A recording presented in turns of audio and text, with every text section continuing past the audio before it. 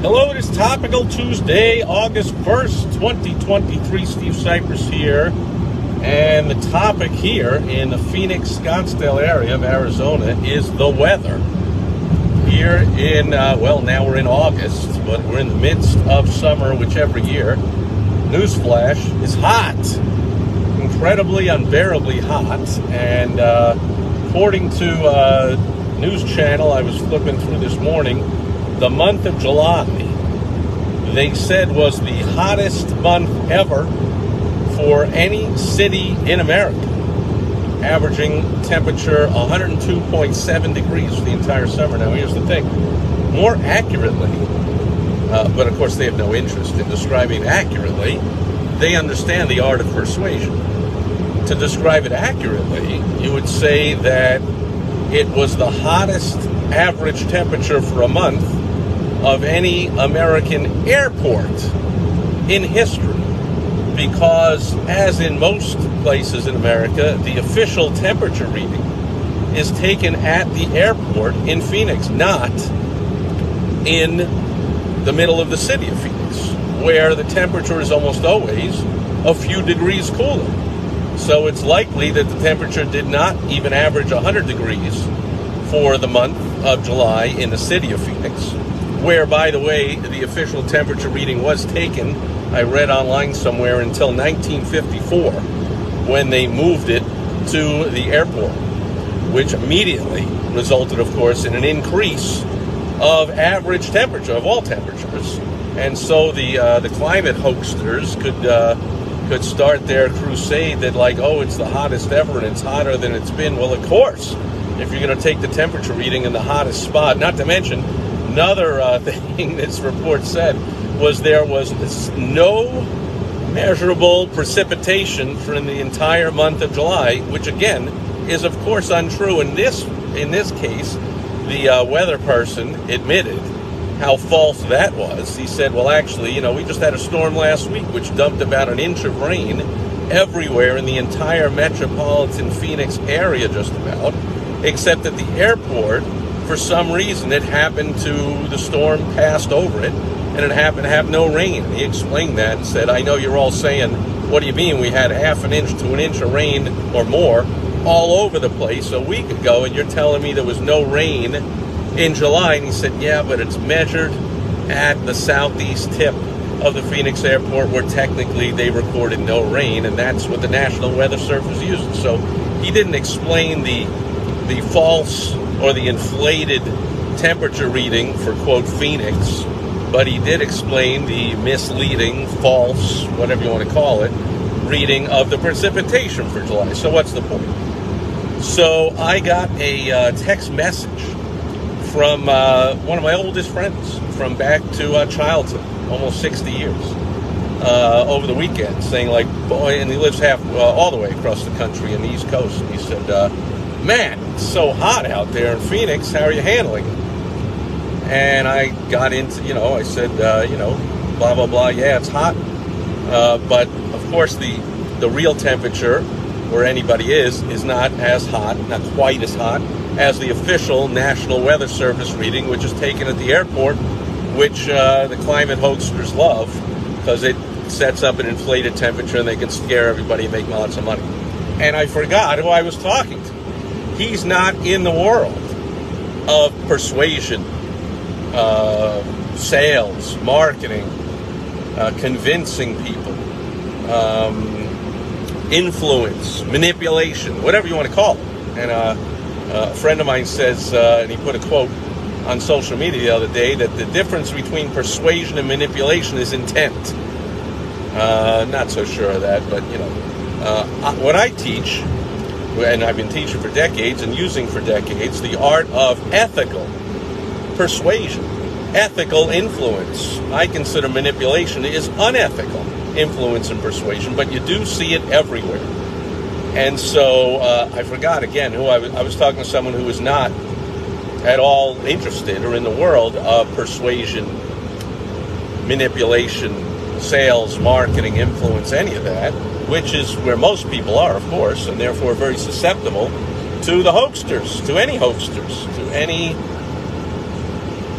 unethical manipulators.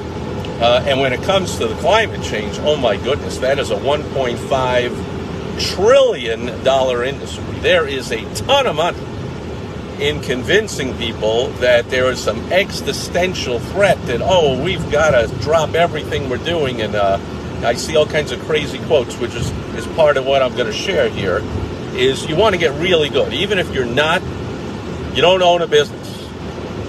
Not sure why you're watching my videos, but if you don't own a business, or even if you do, there's also all the time manipulation, persuasion, influence, sales, marketing, advertising going all around you.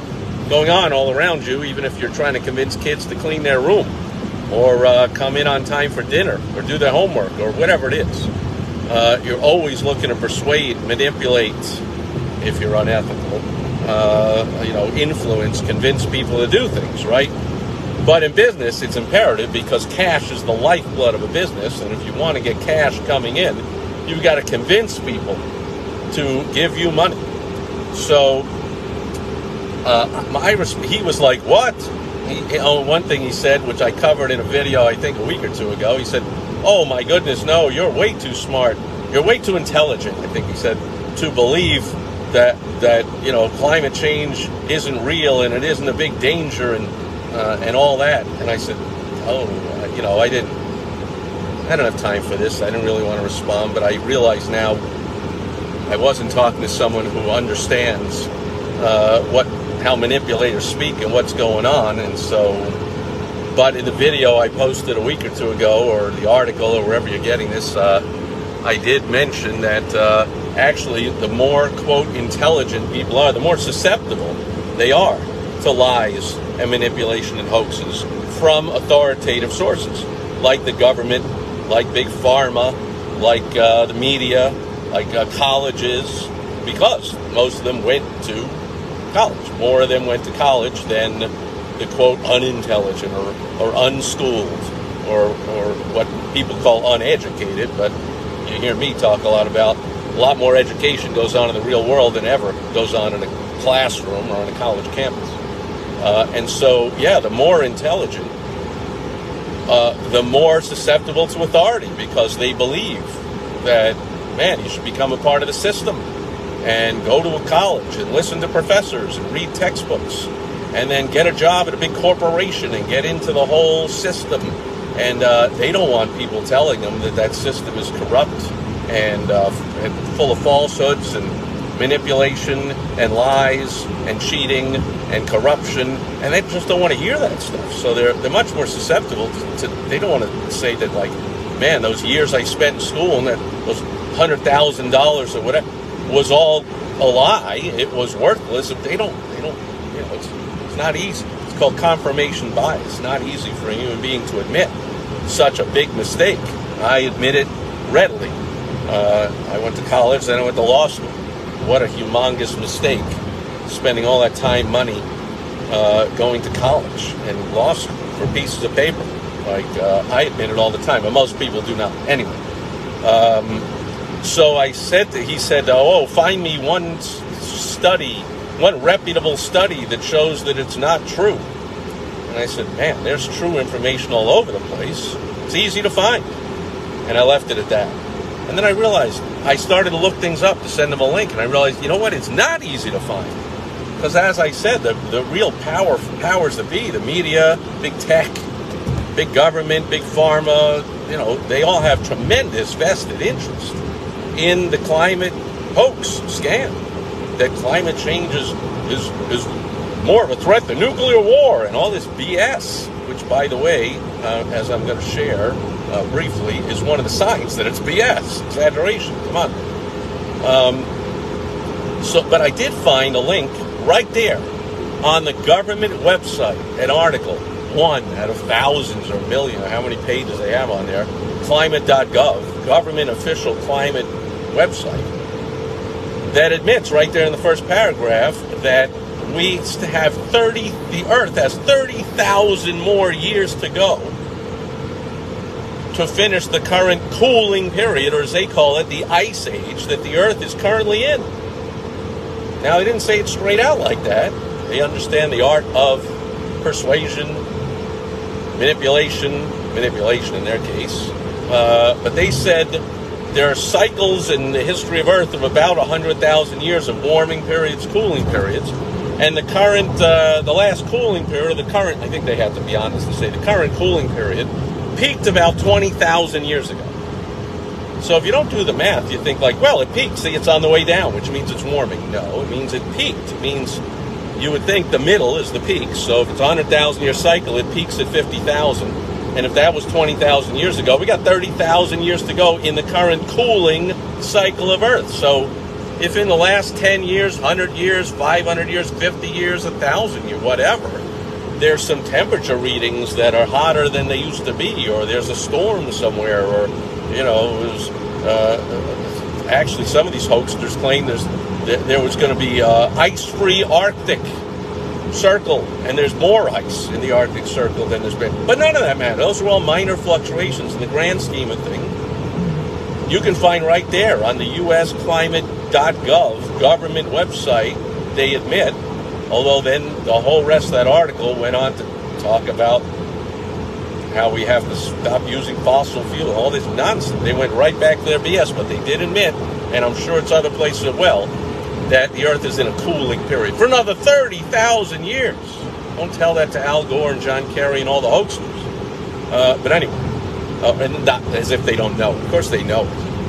But anyway, and you can find that, but you have to look hard, because Google and all big tech makes it really tough to find lots of truthful things. Some more examples. I'll be quick, but if you, again, follow the world of manipulation and communication and persuasion and coercion, you'll know this. But for years, big tech even censored anyone that would say, like, there's a chance that this vaccine came out of a lab. Oh, you were thrown off of social media, you were censored. Oh, well, now they admit it. Again, right on the government websites and all that. And, there's no gain-of-function research fraud, she would lie to Congress over and over. And now they found his emails where he says, hey, we got to cover up the fact that we're doing all this gain-of-function research because we can get in trouble and all that kind of stuff. So there was all kinds of tough-to-find truth about, you know, the virus, about the vaccine, about treatments for it. They wanted to sell vaccines, so they censored and swept under the rug and made it real tough to find any truth about treatments for the virus other than the vaccine, which were, some of them were, you know, over-the-counter, practically free stuff. Real cheap, real easy, and worked real well. Vitamin C, in fact. Anyway, so if you look carefully, you've seen it over and over. Here's a few signs, and my suggestion is, you know, a few minutes here in a message is not going to be enough to make you an expert. You really want to become an expert in this, again, if not to do some good advertising, marketing, and sales, to get real good on the defensive side, so you're not an easy mark for hoaxsters and con artists to sell you their ideas or their goods or their services under false pretenses. So here's a few things to look for. Number one, look for exaggeration. So I talked about it. You see Tony Blinken going like, you know, nuclear war is not as bad as climate change. More of a, you know, now that's idiotic, right? I mean, in 1 second, one nuclear bomb, and I think we're the only country that's dropped one so far. There's a movie out right now about it. We dropped 2 atom bombs on Japan and killed millions of people in seconds. Like, that's a little more of a risk than even if the climate was changing over the next 1,000, 100, whatever years, even though, again, you got 20,000 more years of cooling to go before any of that could happen. So exaggeration. You know, you saw this. I used to laugh. I know now he's a hot name to bring up, but I used to laugh at the Donald Trump show, The Apprentice show. We'd watch it every week. If you ever watch that thing, or you can, I'm sure, find some replays, or maybe not, since it's Trump, on YouTube or whatever. But every episode, he would have the apprentice seekers, the people on this game show, do some kind of exercise, and he would bring in a sponsored company where they would have to, like, write an ad for XYZ company, or, you know, go make up a brochure for whoever. And he would introduce the CEO or the marketing person or the company or whatever. This is the greatest company in their industry. And come on now. Of course, incredible exaggeration. And that didn't end when he went into politics. And now that he's still in politics, it's not ending anytime soon because that's just who he is. Well, people see right through that. You're exaggerating. Now it's hard to believe anything the guy says about anything, but certainly whatever he's exaggerating about is hard to believe, right? So that's one key. So when people say ridiculous, outlandish, misleading, ridiculously exaggerated things about the climate, like if we don't do something, the world's going to end in 5 years, 10 years. We have to, get rid of all the farms and get rid of all the cars and stop mining coal only in the U.S., but not in India or China, where they, mine like 100 times as much coal as so it's just so obviously misleading, false. Another thing to look for is, of course, people with an agenda follow the money. There's big money again in climate change. So I had a client years ago, a grant writer, and she had a couple of clients who were getting government grants for doing climate studies. Now, you're not going to get these grants if you're going to tell them it's false, that we're in a cooling period. You're not going to get grants to tell the truth. You're going to get grants to feed the agenda. This $1.5 trillion enterprise that pretty much everyone, again, in Washington, D.C., and big government and big tech, big media, they all have a big vested interest here. I mean, in this, in perpetuating this hoax, follow the money. And she knew just what to say. She was real good. She got grants. I mean, what a great life, right, for a scientist to say, oh, I'm going to study the effects of climate change on X, Y, Z. And they give X amount of grants. And for the next few years, you get your own lab and you get your own team and you get paid a nice salary and you go do your experiments. And if anything comes against the narrative, the truth, in other words, you just don't publish that, or you send it to them, but they don't publish it, or whatever, right? So one thing to do is follow the money. Another thing is pay attention to who is giving this message. So two of the biggest climate hoaxsters are Al Gore and John Kerry. Is anybody thinking about who these people are? Al Gore and John Kerry. They were back-to-back nominees for one of the two major political parties in the United States for president in the United States. Gore in 2000 and Kerry in 2004. Now, you don't get to be a senator and then get the nomination of a major political party without being phenomenally great at manipulation, at convincing people of whatever you want to convince them of. I mean, so you're now going to listen to something that Al Gore or John Kerry, these are master persuaders, manipulators, masters at it. How are you going to believe anything those people say? Another thing to look for, you need to look past, if you want to get good at uncovering manipulation, look past unilateral statements. In other words, an article somebody writes, or a speech they give, or like this, a video that is unilateral, that I can say anything I want in this video. You can look up anything I'm saying, and you can, go ahead, put it in any of the comments you want that I'm full of it. I don't know what I'm talking about. Go ahead. I mean, but you can't say it right on here. There's no argument. There's no challenge. There's no cross-examination. So look for that. Ignore that. Look for a challenge. Look for a debate. Look for an interview, not a friendly interview like John Kerry being interviewed by another participant in the hoax, like, a friendly, far left media station or something. Like, look for an adversarial interview. For instance, John Kerry going before Congress, which I think he did a week or two ago, and got absolutely roasted by one of the congressmen or senators or whoever it was that was calling him on his BS. And he stuttered and stammered. I'm sure you can find that video somewhere. And he stuttered and stammered and this. And then he resorted, of course, to personal attacks, which you only do when you cannot refute what the other person's saying. So he just said, just like Fauci used to say, oh, Rand Paul, you don't know what you're talking about. Yeah, he didn't refute the facts, just, attacked the person that he's a liar and he doesn't know what he's talking about. Like John Kerry did the same thing with his congressman. Oh, you're up. How about, can you refute the fact? No, you can't. Okay, we'll go on to the next question. So look for that. Not as easy to find. They're very slimy, these people, right? You're not going to see a lot of antagonistic interviews with John Kerry or Al Gore or any of the climate hoaxers. You're just not going to see it, or any hoaxer of any kind. You just don't see it a lot. Now, when they're active politicians, you do.